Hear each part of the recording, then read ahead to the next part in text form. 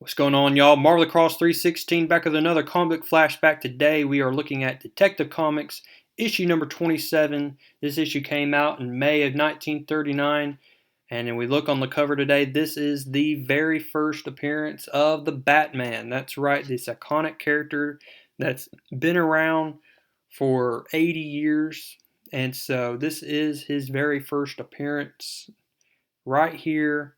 We're going to be looking at the very first story of the Batman. This was originally a 64-page comic, but we're only going to look at the story of the Batman here, the very first Batman story. So let's go ahead and get started.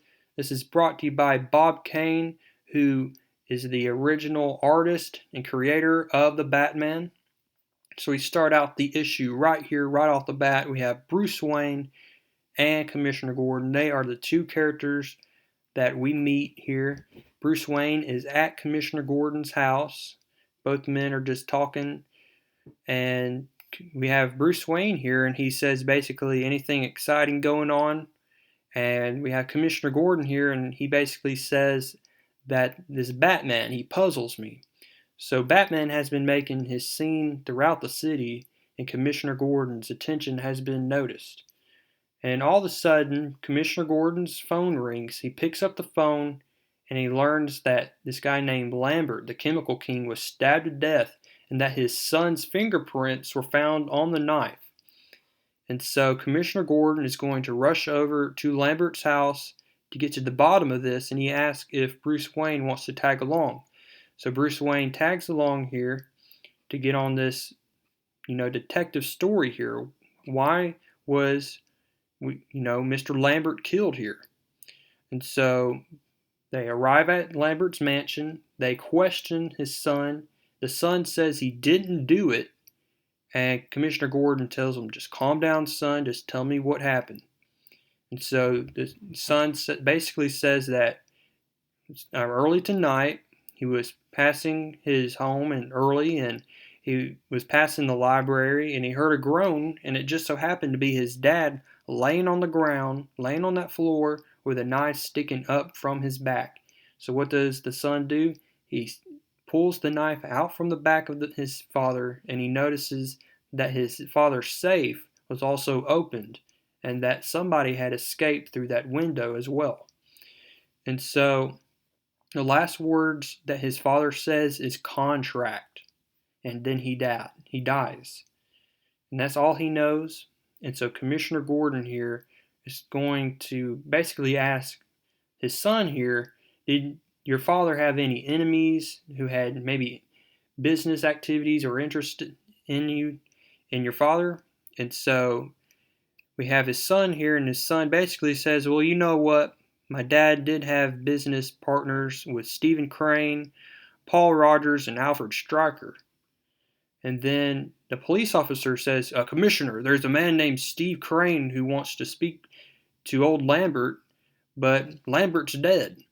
So Commissioner Gordon basically takes the phone, talks to Stephen Crane, and Stephen Crane on the other end of the phone is basically saying his life is in danger. And as we see right here, his life is in danger as he is murdered on the spot by this crook here. The guy shoots him dead right on the spot, takes Stephen Crane's paper here.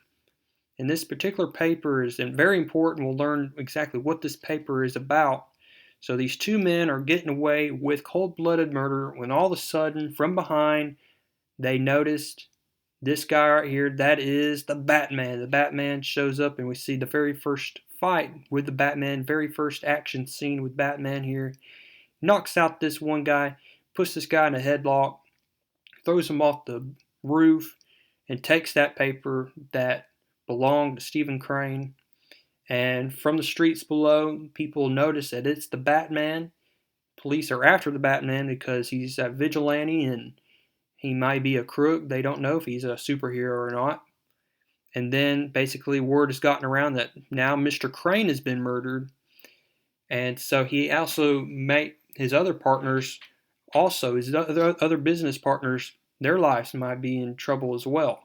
Batman learns about the location of the next person that may be in mortal danger, And this person right here just so happens to be, Rogers right here. And this guy right here is his fellow business partner, Jennings. But Jennings knocks out Rogers. Jennings ties up Rogers. And now it looks like Jennings is also trying to kill another person. What is all this killing going on for? And so we see that Jennings basically says that he's going to use this gas chamber. He uses it for his guinea pigs, but now he's going to use it on Rogers. And he basically says, I'm going down now to turn on the gas. Have a nice sleep. Heh. But all of a sudden we see Batman. He slips through this roof here, basically unties Rogers here, and he breaks through this the glass tube here. And then now Jennings is noticing that now he's going to have to go toe-to-toe with the Batman here. Batman tackles Jennings, knocks him down, and now we see that we have another person, Alfred Stryker, who is the fourth person involved in this. He basically asks Rogers, what's going on? And he says, well, your assistant Jennings tried to kill me. But then now we see that Alfred Stryker is trying to kill Rogers, but Batman has something to say about that.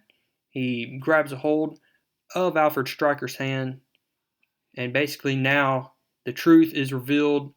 So what is the big idea? What's going on? Why did he try to kill me? And then Batman reveals that this rat was behind the murders. You see, I learned that you, Lambert, Crane, and Stryker were once partners in the Apex Chemical Corporation. Stryker, who wished to be sole owner, but having no ready cash, made secret contracts with you to pay a certain sum of money each year until he owned the business. He figured by killing you and stealing the contracts, he wouldn't have to pay this money. And so now Alfred Stryker knows that he's caught red-handed. He tries to pull out a gun. Batman socks him one good time, but this sends Alfred Stryker careening, and he falls into this acid tank to his death. And Batman says it was a fitting end for his kind. And so there we go. We see the very first Batman story, and it looks like Batman is okay with killing.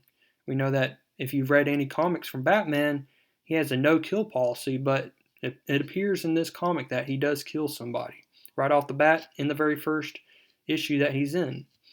And so we see that Commissioner Gordon is given the news here that Batman was seen escaping through the skylight. He tells Bruce Wayne about it. Bruce Wayne tries to play it off, and at the very end of the story, we come to find out that Bruce Wayne is the Batman. So that's how we end this very short story. I hope you liked it, and I hope to see you next time as we look at issue number 28 and we see another thrilling Batman story. I hope to see you there, and until next time, keep reading comics.